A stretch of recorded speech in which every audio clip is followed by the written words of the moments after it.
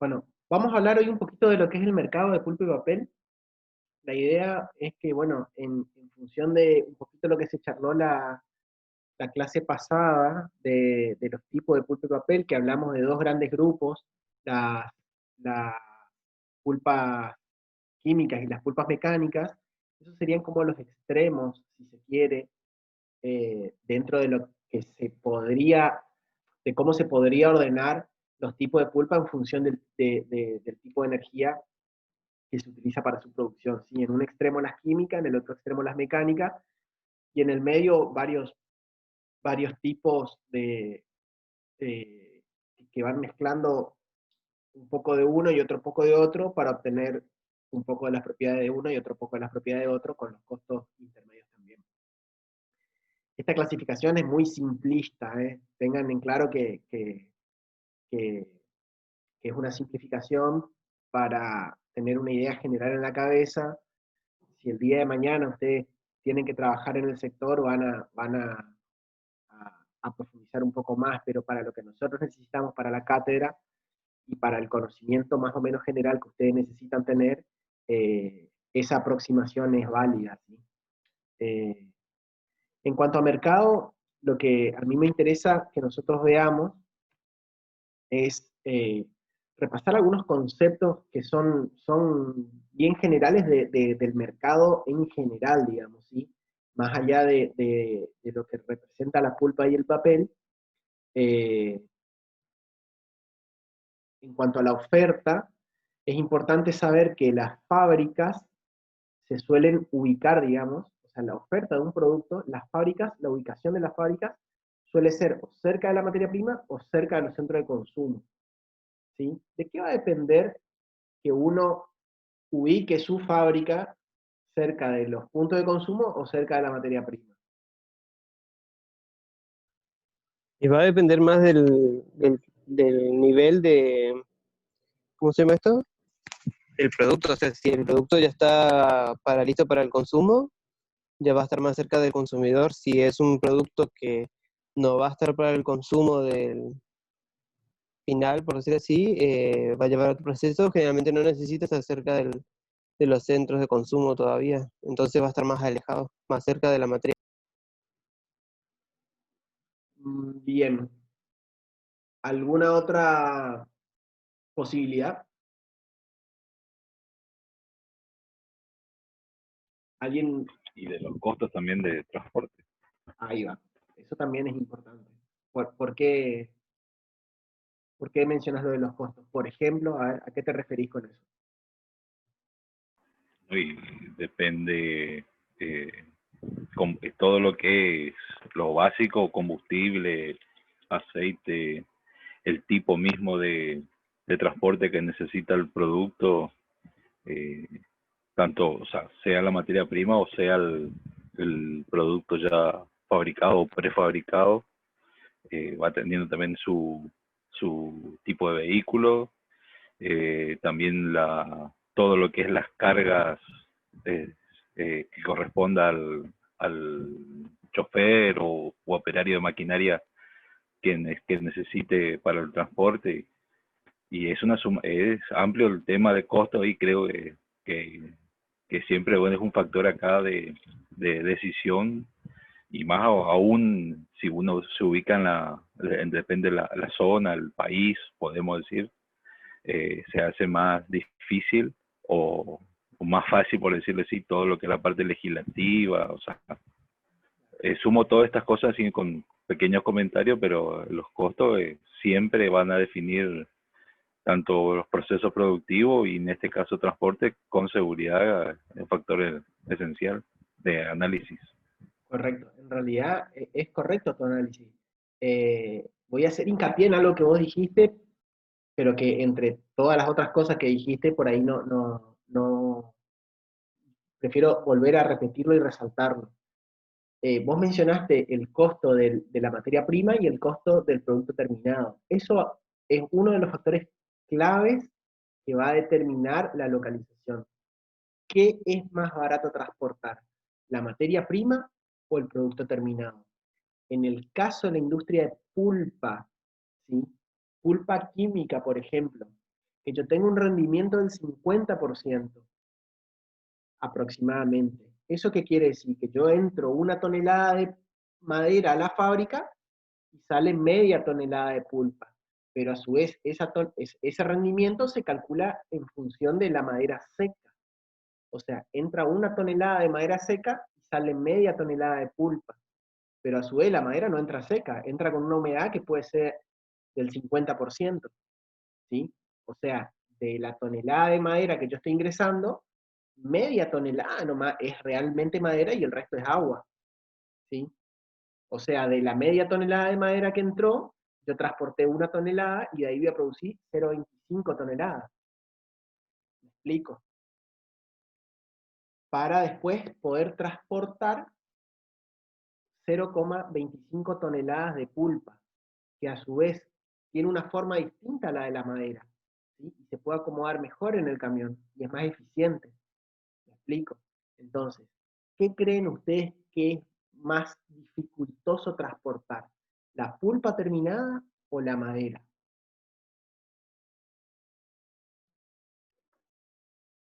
La madera. La madera, correcto. Por eso yo me voy a instalar cerca de la madera, de forma de tener que transportar lo menos posible, la menor cantidad de kilómetros, la madera. Y bueno, la pulpa sí, transportaré los kilómetros que sean necesarios hasta la otra punta, hasta el otro lado del mundo si fuese necesario. Además hay otros factores, ¿sí? Como por ejemplo cuestiones técnicas en cuanto a la ubicación de dónde está la madera y de dónde están los centros de consumo. En el caso de la pulpa, no están todos los centros de consumo ubicados en el mismo lugar como para que yo diga, bueno, me ubico acá porque acá están los centros de consumo. ¿Sí? Eh, Alto Paraná, por ejemplo, exporta a distintos lugares del mundo. ¿Sí? Pero la madera que utiliza está concentrado en un solo lugar o en una sola región, que es acá la zona nuestra de Misiones, digamos. ¿Sí? Bueno, entonces eso determina la localización de la empresa en este caso. También hay otros factores como los que mencionó, bueno, no sé quién, porque yo no estoy viendo quién está hablando acá, creo que era Ricardo, no sé. Eh, Sí, sí. Cuestiones de mano de obra, cuestiones de disponibilidad de agua, de disponibilidad de tendidos eléctricos, de los costos de mano de obra, de dije personal, de los químicos, etc. Eso vamos a ir viendo en la clase que viene. ¿Sí? Hay distintas cuestiones que afectan a la estructura de costo y eso en mayor o menor medida determina la ubicación de las empresas, de las fábricas. ¿Sí? En el caso de las industrias de pulpa, entonces, estaríamos ubicados cerca de las materias primas. ¿Sí? Y la demanda, eso en cuanto a la oferta, y la demanda está relacionada principalmente con el PBI per cápita. El PBI es el Producto Bruto Interno, ¿sí? Tiene que ver con la capacidad de cuánto se produce en un determinado lugar y por lo tanto la riqueza de ese lugar. ¿Sí? Y fíjense que es bastante lógico pensar que en la medida que un país o una región sea más rica, va a consumir más. Y sí, porque tiene para consumir. ¿Sí? Entonces, mientras mayor es el poder adquisitivo de un país o de una región, mayor va a ser la cantidad de consumo de papel y de otras cosas, pero de papel también. Entonces, hay una relación entre el PBI y la cantidad de, de papel que pueden llegar a consumir. ¿Sí? En cuanto a los precios, ustedes saben qué son los commodities, ¿cierto?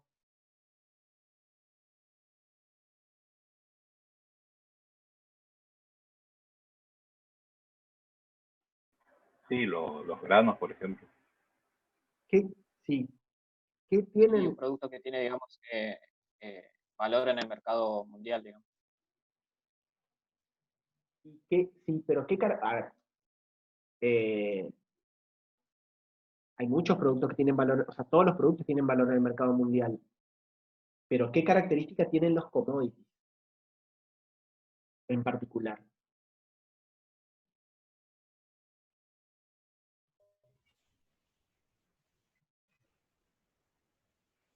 Hoy generalmente son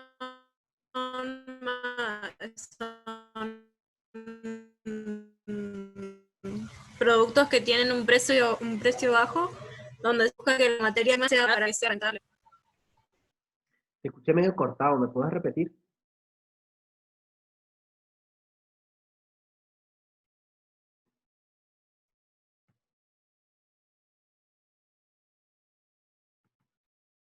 No sé quién habló. Un commodity se le llama un producto.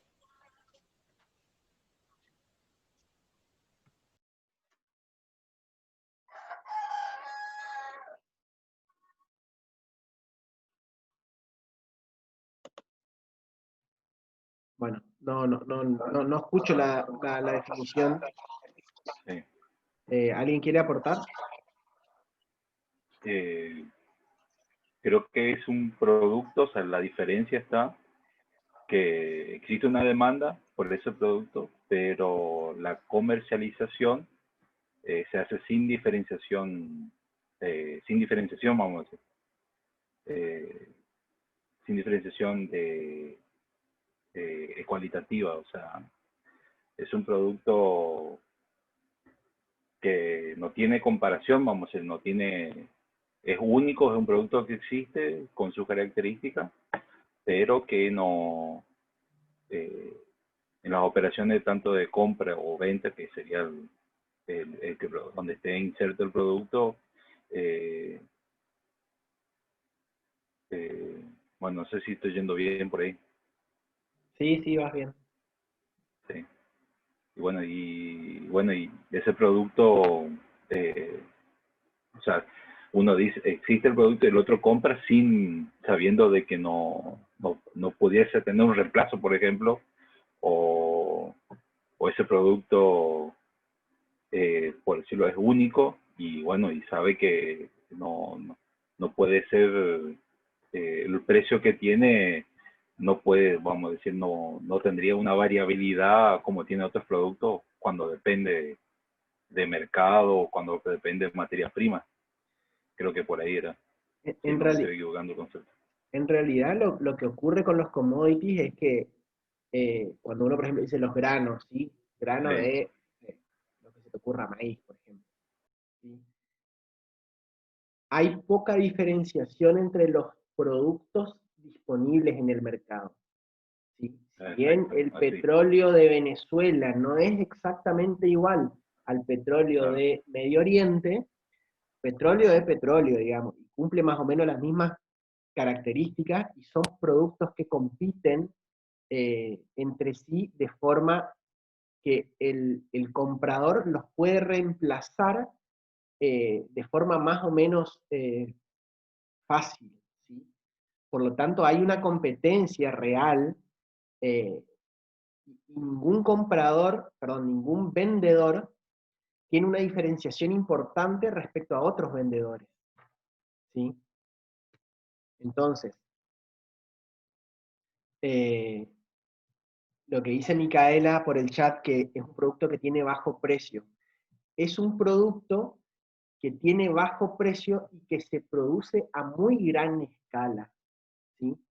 El, el, y hay una gran variedad de oferentes y una gran variedad de compradores. Eh, mucha gente ofreciendo un determinado producto y mucha gente comprando ese mismo producto, ¿sí? En ese marco se da algo que se acerca a lo que se llama el mercado perfectamente competitivo, que es donde cada uno de los compradores o de los vendedores no tiene una injerencia directa en la determinación del precio de mercado. Por ejemplo, un ejemplo de algo que no es un commodity, por ejemplo, hasta hace muy poco tiempo, el software, por ejemplo, para las computadoras, ¿sí? Microsoft tenía el monopolio, digamos, sigue teniendo un monopolio de, bueno, no es estrictamente un monopolio, pero oligopolio sería ahora, de el software para las computadoras, ¿sí? Si no tenías una computadora que tenía un programa de Microsoft, y era de muy difícil acceso a otros productos, ¿sí? Que sirvan para esa función. Claro, es correcto lo que dice Micaela ahí en el chat. Lo que decís que el precio de mercado no tiene agregado valor, tiene sí un agregado de valor, porque ¿cómo decís que no tiene agregado de valor?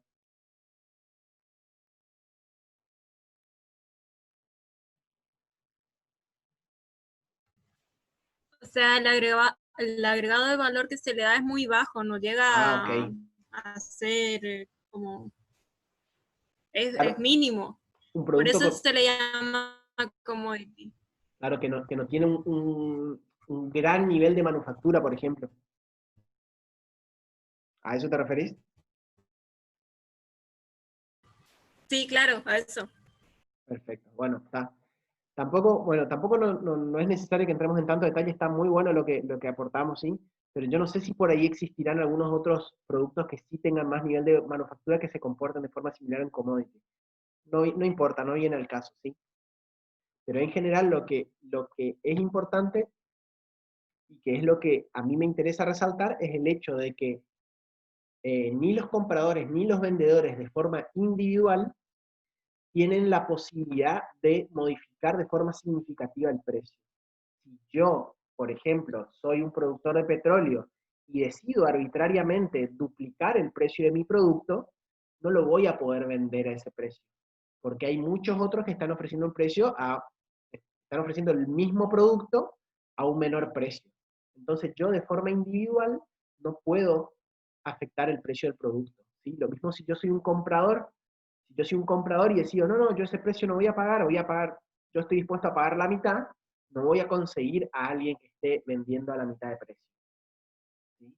Entonces, de forma individual, ni los vendedores ni los compradores determinan el valor del mercado del producto, ¿sí? Y por lo tanto, el valor del producto lo determina, y ahí lo digo entre comillas, el mercado, ¿sí? El mercado es la conjunción entre todas las ofertas y todas las demandas que pone un equilibrio entre la cantidad que se produce y la cantidad que se ofrece, ¿sí?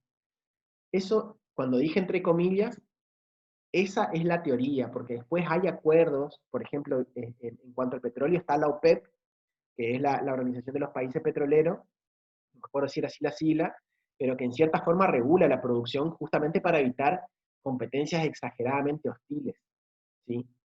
Lo cual, en cierta forma, favorece a los países miembros porque dice, bueno, produzco un poco menos, pero me garantizo de que el precio no se va a desplomar, que tampoco garantiza que no se desplome, porque hasta hace poquitito, cuando inició la pandemia, hemos tenido precios negativos del petróleo, que es un hecho histórico, digamos, que creo que nunca antes había ocurrido, ¿sí?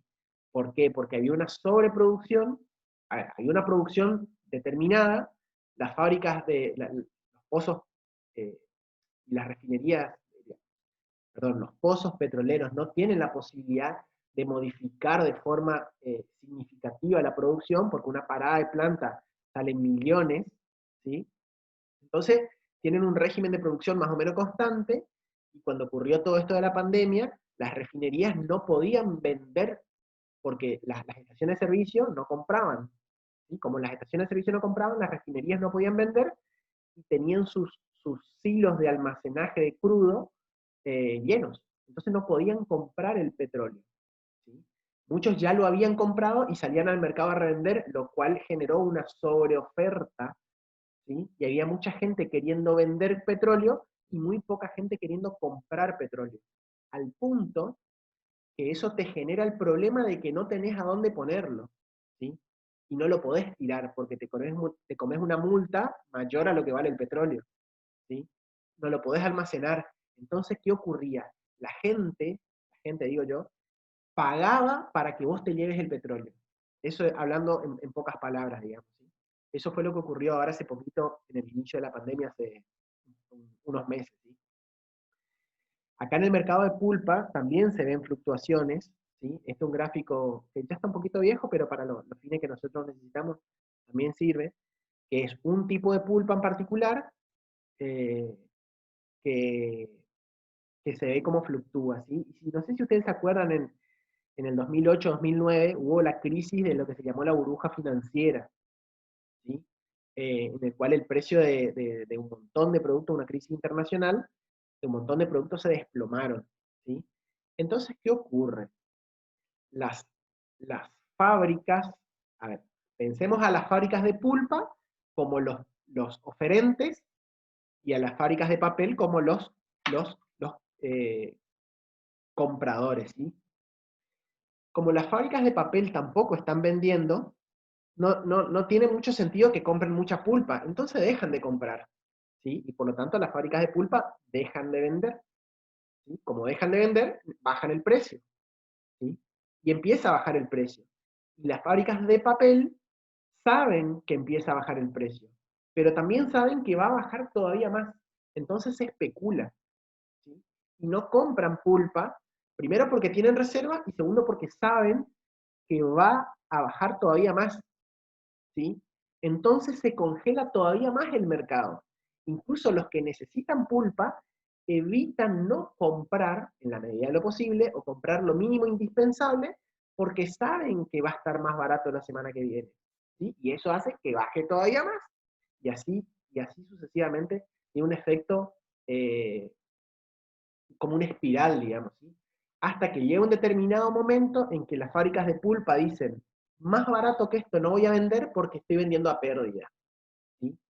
Hay ciertos momentos en que te conviene vender a pérdida, hay ciertos momentos en que no, que vos decís, bueno, hasta acá llegué, me conviene no vender antes que vender por debajo de este precio, ¿sí? Cuando se llega a ese momento, depende cuánto tiempo dure, hay que ver si las fábricas pueden sostener esa situación y llega un momento en que dejan de ofrecer por debajo de ese precio y el mercado se estabiliza y vuelve a incrementarse los precios cuando las fábricas de papel ya se van quedando sin pulpa y necesitan comprar, ¿sí? Bueno, y ahí se estabiliza y tiene las fluctuaciones que estamos viendo acá. Lo mismo con el mercado de petróleo y cualquier otro mercado, ¿sí? ¿Quedó más o menos claro esto? Sí, sí, sí. Sí, pero Bien. En ese sentido, en cuanto a las fábricas de pulpa Kraft, por ejemplo, todas las pulpa Kraft de pino son más o menos iguales, ¿sí? Y todas las pulpa Kraft de eucalipto y son más o menos iguales. Tienen algunas pequeñas diferencias que pueden generar algún tipo de variaciones en el precio de un proveedor y de otro, que alguno salga un poquitito más caro que el otro, pero si un determinado vendedor baja mucho el precio, el otro va a tener que bajar también, porque no puede sostener un precio muy elevado por encima de los otros oferentes, ¿sí? Como lo mencionamos recién. ¿Sí? En cuanto a la variación de producción, fíjense como en 2008-2009 hubo una caída muy grande en la producción. Seguramente cuando estén los datos de 2020, para el año que viene o para el 2022 aproximadamente, ya van a estar los datos de 2020, se va a saber que este año también hubo una fuerte caída en la producción y en el consumo de un montón de productos, ¿sí? Fíjense acá, esta sigla que vemos acá, BSKP, es Bleach Softwood Kraft Pulp, que es pulpa kraft blanqueada de softwood, que es conífera. La traducción correcta en la jerga papelera de softwood no es madera blanda, ¿sí? Es conífera. Y hardwood no es madera dura, es latifoliada, ¿sí? En general, cuando hablamos de softwood, hablamos de pinos para nuestra región. Y en general, cuando hablamos de hardwood, hablamos de eucaliptus para nuestra región, ¿sí? Hay otras especies más que son, qué sé yo, el abeto, etcétera, que son de la zona norte, que bueno, sepan que eh, están ahí, digamos, que participan del mercado, pero no para nuestra región. ¿Sí? Fíjense, los costos variables de producción en Shanghái para el tercer cuatrimestre de 2014. En Shanghái, en general, se dice en Shanghái porque se utiliza un puerto de referencia para decir, bueno, ¿cuánto sale la pulpa puesta en Shanghái? Entonces, uno puede comparar los precios de producción de una pulpa de Brasil con una pulpa de Uruguay, con una pulpa de la India, porque todos le venden a Shanghái. Entonces, el comprador que está en Shanghái va a tener en cuenta no solo los costos productivos, sino también los costos de transporte hasta Shanghái, ¿sí? Entonces, considerando eso, se utiliza un puerto de referencia, que puede ser Shanghái, puede ser otro, ¿sí? Que a nosotros nos va a permitir unificar los costos y hacer comparaciones entre distintas fábricas. Y fíjense, este gráfico lo que nos indica es, en el eje X, la capacidad acumulada en millones de toneladas. ADMT es tonelada métrica seca al aire, eso significa, y acá en el eje Y, digamos, el costo. Entonces, el ancho de cada una de estas barras indica la capacidad de producción de esa fábrica, o sea, cada barra es una fábrica, ¿sí? Y los costos, el ancho de la barra es la capacidad de producción y el alto es el costo, ¿sí? Creo, si no me equivoco, que la partecita de arriba, que tiene un color más oscuro que la barra, es el costo del flete hasta Shanghái. Creo, pero no sé. Entonces, ¿qué nos dice este gráfico? ¿Qué entienden ustedes así como una primer aproximación de este gráfico?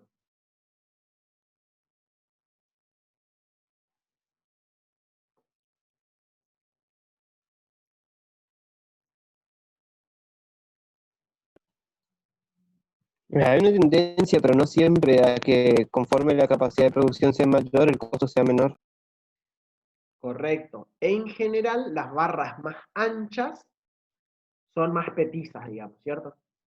Entonces, las fábricas que tienen una mayor capacidad productiva neta, tienen un menor costo por unidad.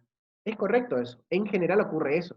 Y también podemos ver acá que por continente, fíjense que el color de las barras, el naranja es Norteamérica, el celeste es Oceanía, etc.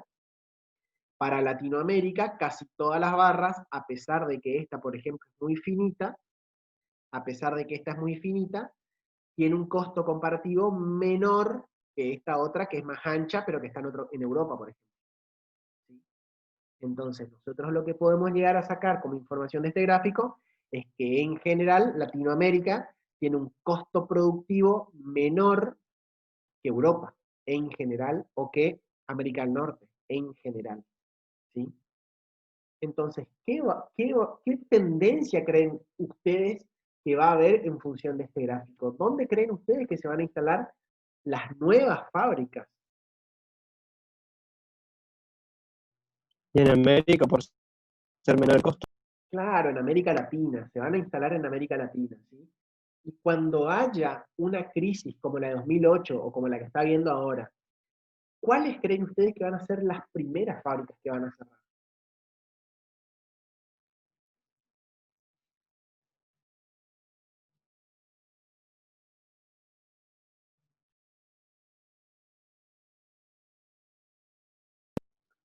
La de menor producción.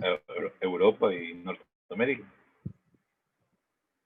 Mm, sí, pero es cierto, pero en general las que tengan costos por unidad más altos, ¿sí? Las primeras que van a cerrar van a ser esta acá, no sé si ustedes ven mi puntero ahí, esta, Claro. van a cerrar estas tres, va a cerrar estas dos probablemente, o estas tres, esas van a ser las primeras que van a cerrar, ¿sí? Porque tienen costos productivos más altos. Y si yo tengo un descenso en el precio de mercado, por ejemplo, si en lugar de vender a 800 a 900 dólares por tonelada, yo bajo a 600 dólares por tonelada, todas estas fábricas que estén por arriba de 600 van a estar vendiendo a pérdida. No les conviene vender. Tienen que parar la producción, ¿sí? Y eso se puede sostener muy poco tiempo. Cuando se para la producción, disminuye la oferta y se vuelve a equilibrar el mercado. Pero eso no siempre ocurre de un día para el otro. Fíjense acá, en este caso, el tiempo que llevó, por ejemplo, acá de 650 dólares en diciembre de 2008 y volvió a estar, en diciembre de 2009 volvió a estar en 650 dólares. Tardó un año en volver a 650 y en el medio tuvo un pico, una cresta, mejor dicho, de casi 500 dólares. ¿Sí? Fíjense acá, ¿quiénes tienen costo productivo de menos de 500? Esta, pero fíjense que todas estas están por arriba de 500 dólares. Todas estas hubiesen pasado bastante mal en la época del 2008. ¿Sí? Y esta es lo mismo. Estas son las únicas que, bueno, ganamos un poco menos, pero seguimos produciendo sin problema. ¿Sí? Eso va a ocurrir. Y lo que va a ocurrir es que muchas de estas fábricas van a dar quiebra, no van a poderse sostener, no van a poder sostenerse financieramente, van a dar quiebra, y esos capitales van a ser absorbidos por las otras fábricas, ¿sí?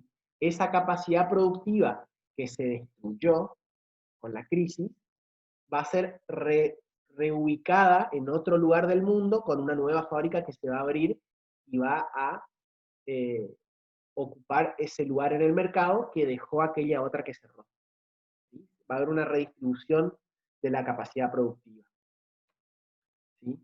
Acá, fíjense, una forma de organizar la información. Este gráfico es viejo, pero sirve a los fines de análisis. Fíjense, nosotros tenemos en el eje X la edad técnica de las fábricas, y en el eje Y tenemos la capacidad productiva. Entonces, mientras menor sea la edad técnica, es decir, más nueva sea la fábrica, y mayor sea la capacidad productiva, las fábricas son más fuertes, ¿sí? En ese marco tenemos Brasil, Indonesia, Chile, Uruguay, son las más fuertes porque producen más y son más nuevas, ¿sí? Las que son más viejas y producen menos son las de Japón, España, Estados Unidos, Rusia, etc. Son las más débiles o las menos competitivas, que también podemos ver acá, que son más o menos aquellas que vimos en este gráfico. Digo que este gráfico es viejo, es de 2009, porque los tamaños de estas burbujas variaron, digamos, ¿sí? Uruguay está mucho más presente, Brasil está más grande, etc. Pero en cuanto a análisis, sirve todavía, ¿sí? En términos conceptuales, ¿sí? Y fíjense que los cambios más importantes entre 2014 y 2015, ¿a dónde se dieron? Y sí, en Brasil y en Uruguay, que es lo que comentábamos recién. En Latinoamérica van a ser los lugares donde se van a instalar las nuevas fábricas, ¿sí? Un poco de eso ya estuvimos hablando en la clase de presentación, y Rubén comentaba que, no, perdón, me estoy confundiendo, fue en el examen, ¿sí? Que Rubén comentaba que justamente en Latinoamérica, y en particular Brasil y Uruguay, son los lugares donde se están instalando las fábricas nuevas, justamente porque tienen esas ventajas comparativas. Y esas ventajas comparativas, ¿sí?, se deben dentro de la estructura de costos, que ya vamos a ver bien. El tema de la materia prima es un factor clave, ¿sí? El costo de la materia prima y la tasa de crecimiento de los árboles es un factor clave en la estructura de costos, ¿sí? Vamos a estudiar esta diapositiva y ya se va a terminar la sesión, y vamos a dejar acá por hoy y vamos a retomar mañana, ¿sí?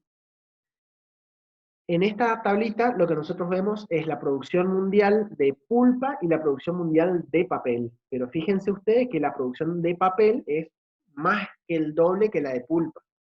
¿Por qué creen ustedes que es mayor la producción de papel que la de pulpa? Siendo que el papel es prácticamente, no le voy a decir 100%, pero casi toda la composición del papel es pulpa.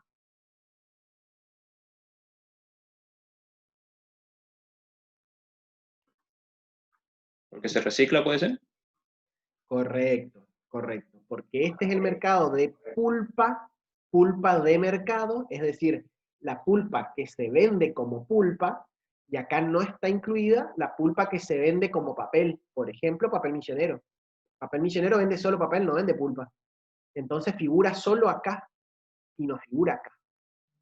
¿Me explico? Y además está lo que comentaba no sé quién, porque no me aparece, el tema del reciclado, ¿sí? Casi el 50% del papel que se vende, o sea, mejor dicho, el 50% de la composición del papel en promedio, digamos, tiene papel reciclado, ¿sí? Entonces, hay una gran cantidad de papel que se recicla y se vende de vuelta como papel y no figura dentro de las estadísticas de pulpa. Entonces, es por eso que el mercado de papel es mucho más grande que el de pulpa virgen, ¿sí? Así que bueno. ¿Quedó más o menos claro esto? Tenemos 1 minuto y medio y se termina la sesión. Sí. Claro que no. Claro, Más sí, o menos. clarito. Se entendió. Bueno, entonces nos vemos mañana martes a las 2 de la tarde. Vamos a empezar a hablar de los diferentes sectores y a profundizar un poco más lo que estuvimos viendo hoy. Y bueno, vamos a ver si terminamos mercado mañana o si no, terminaremos el lunes. Buenísimo. Hasta mañana. Dale, perfecto, profe. Hasta luego, chao, chao. Dale, nos vemos. Chao, chao, nos vemos.